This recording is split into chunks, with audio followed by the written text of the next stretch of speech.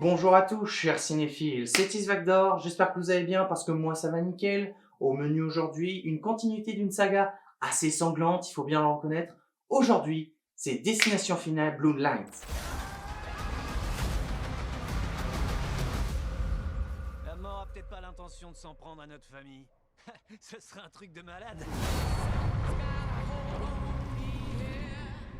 Destination Finale Blue Lines est un film d'énigmes et d'horreur sorti le 14 mai 2025 et réalisé par Adam Stein ainsi que Zach Liposly. Ils sont tous les deux connus pour avoir réalisé ensemble le film Freaky ainsi que l'adaptation du film Kim Possible. Hantée par un cauchemar terrifiant qui revient sans cesse, Stéphanie, étudiante à l'université, rentre chez elle pour retrouver la trace de la seule personne susceptible d'enrayer ce cycle infernal et de sauver ses proches du sort funeste qui les attend. Je n'ai jamais vu un film de la saga Destination Finale. Voilà, au moins comme ça, j'impose les termes. Alors, je sais ce que vous allez me dire, mais du coup, à quoi ça sert que tu fasses une critique sur le 6e film si t'as même pas vu les 5 avant? Tu as raison Jean-Paul, et à ça je répondrai simplement ceci. C'est parce que tout le monde arrêtait pas de me dire que waouh, ce film est incroyable, je l'attendais depuis longtemps, et surtout que j'arrêtais pas de voir énormément de critiques autour de ce film.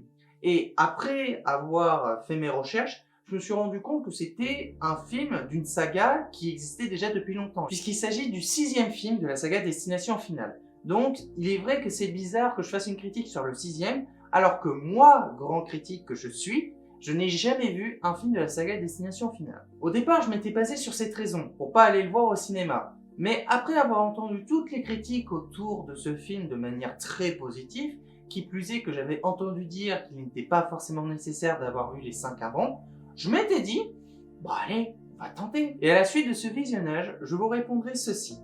Destination Finale Blue Lines est une excellente surprise, à tel point que ça m'a donné envie de découvrir tous les autres films de la franchise. Bien évidemment, je vais d'abord vous dire ce que j'ai aimé ou pas tout au long de la critique, et comme à chaque fois, on va d'abord commencer sur sa narration. On ne perd pas de temps, allez, let's go. La première chose que j'ai pu soulever dès la sortie de mon visionnage, c'est la surprise que j'ai eue à la découverte de ce film.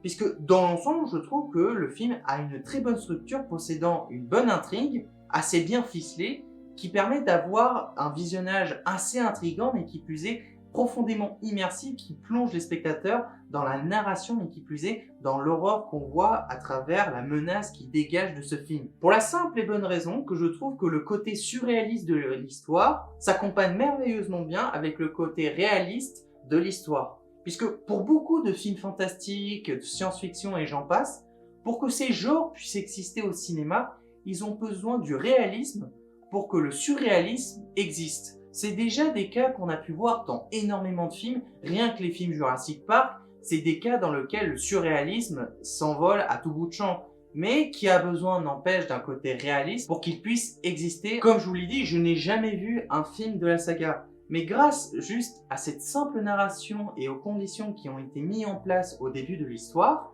je trouve que ça a permis de proposer une histoire intrigante, qui plus est, qui marche très bien, ce qui fait que non seulement j'ai apprécié sa narration, due par son immersion et aussi la violence qu'elle en dégage, mais à tel point que ça m'a donné envie de découvrir les autres films. Premier degré, j'ai déjà vu des films très terrifiants, que ce soit d'un point de vue visuel ou encore d'un point de vue psychologique. Mais là, un film horrifique avec une très forte dose de violence et de gore, c'est une première. Alors, j'ai déjà vu des films d'horreur très gore, voire même aller jusqu'à l'exagération. Mais si on doit comparer des films gore d'aujourd'hui à celui-là, je dois vous dire, on est très loin, parce que là, Destination Finale Blue Land, c'est pas quelque chose de gore, c'est pas un massacre, c'est littéralement un carnage, mais dans le bon sens du terme, qui est quelque chose de très violent et qui nous est aussi présenté au travers de sa qualité visuelle, qui pourrait diviser les personnes. C'est-à-dire qu'il y a de bonnes choses comme des mauvaises. Dans l'ensemble, toutes les mises en place dans l'aspect horrifique, gore de ce film sont assez bien mis en avant. C'est-à-dire que, bon, on part vraiment dans le what the fuck, ça je vais pas vous le nier, parce que la mise en place des éliminations de chacune des victimes est assez surprenante, il faut bien le reconnaître. C'est littéralement un truc de domino et au final ça enchaîne plein de mécanismes, vous voyez. Genre, imaginons par exemple, je fais tomber mon téléphone par terre, ça provoque un mécanisme, je sais pas, ça fait rouler une balle qui fait tomber un lustre et au final, ça provoque une planche de bois qui catapulte un crayon et qui arrive dans mon œil. C'est exactement le cas de ce film, c'est-à-dire qu'il y a un truc qui va se déclencher, qui va entraîner une montagne d'événements à la suite des autres.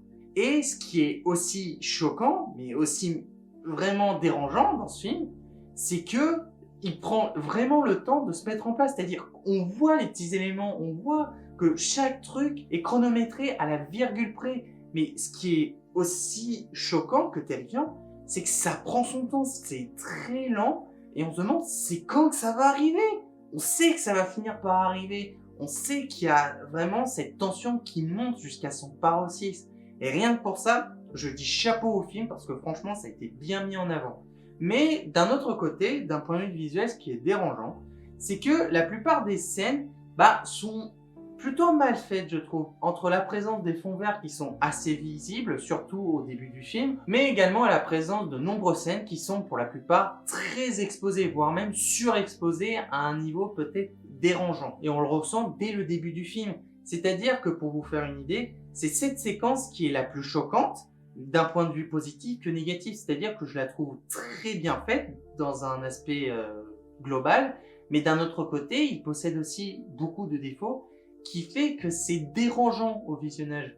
Déjà, la présence de fonds verts qui sont assez visibles à l'œil, ça je voulais préciser, mais également la présence de scènes qui font que les personnages sont surexposés. Ce qui fait que ça nous laisse un peu départagés entre un côté surpris mais aussi très choqué dans la manière ça a été mis en place, mais de l'autre côté assez dérangé sur la présence des défauts assez visibles et vraiment au gros plan. Mais en dehors de cette séquence, dans la globalité du film, je trouve que ça reste quand même assez cool à regarder. Ce qui fait qu'on a le droit à un film très gore, comme on les aime, mais par-dessus tout, un film qui va dans le what the fuck, mais pourtant, qui n'est pas dérangeant à ce niveau-là. Ce qui fait que c'est un film qui pourrait être considéré un peu à de la comédie, de ce que j'ai pu en relever à travers mon visionnage, mais qui plus est que c'est un film aussi choquant dans sa mise en scène. Pour le cas de la musique, c'est Tim Wilde qui a été responsable des compositions de ce film, mais qui a également composé les musiques de Freaks, mais également du film Super Happy. Musicalement, il y a une belle panoplie de compositions assez diverses les unes des autres, ce qui fait qu'on a le droit à diverses impressions de ton et de genre dans le film,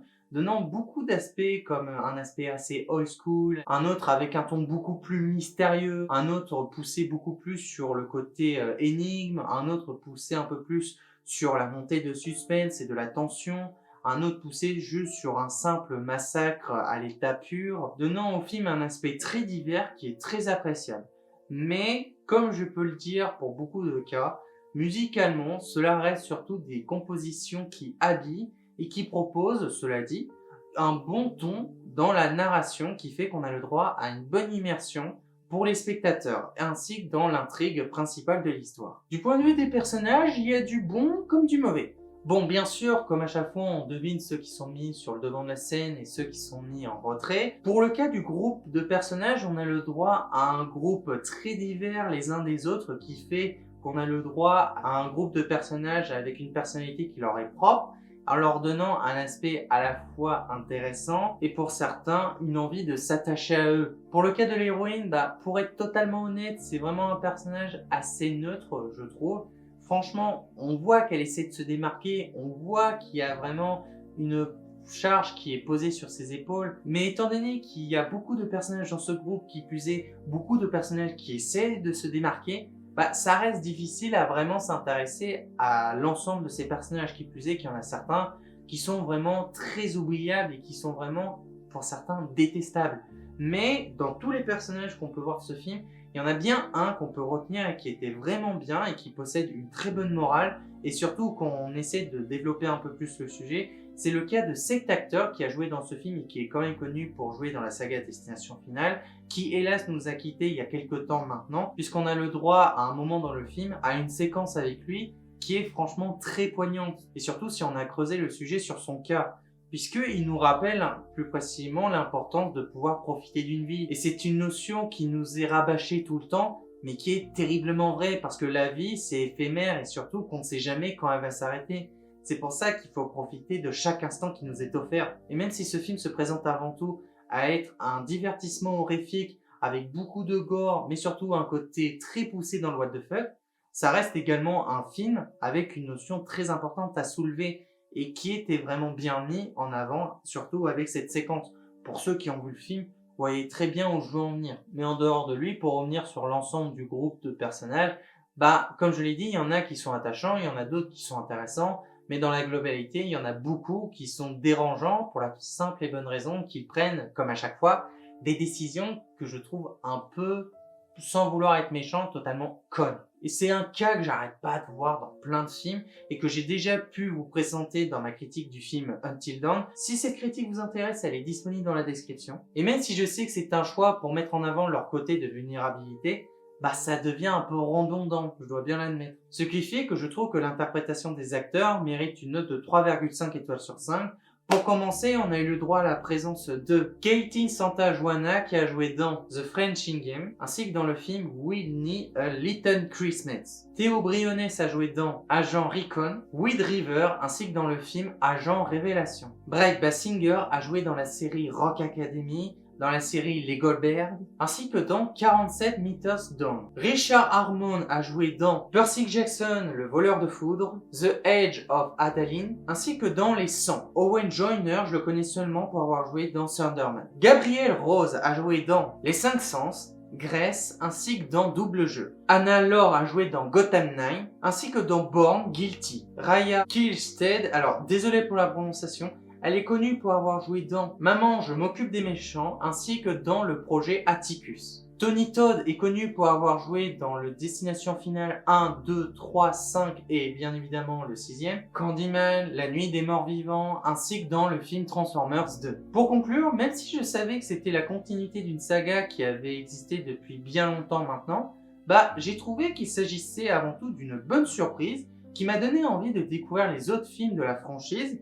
Bien évidemment, peut-être mon avis changera à l'égard de cette destination finale après avoir vu les autres, mais en attendant, pour le cas de celui-là, je trouve que non seulement il s'agit d'un film à la fois très immersif avec une soupçon de profondeur, avec une notation assez intéressante en termes de morale en lien avec un des personnages que je vous ai cité auparavant, avec une qualité visuelle qui fait diviser les spectateurs, mais pour lequel j'ai trouvé que c'était un plus qui a vraiment donné cette immersion au film. Donc oui, j'ai trouvé qu'il s'agissait d'une bonne surprise et certainement d'une bonne suite. Bien évidemment, si un jour je vous fais une critique sur un autre film Destination Finale, je pense que je vous la ferai pour pouvoir avoir certainement un avis différent sur la question de ce film.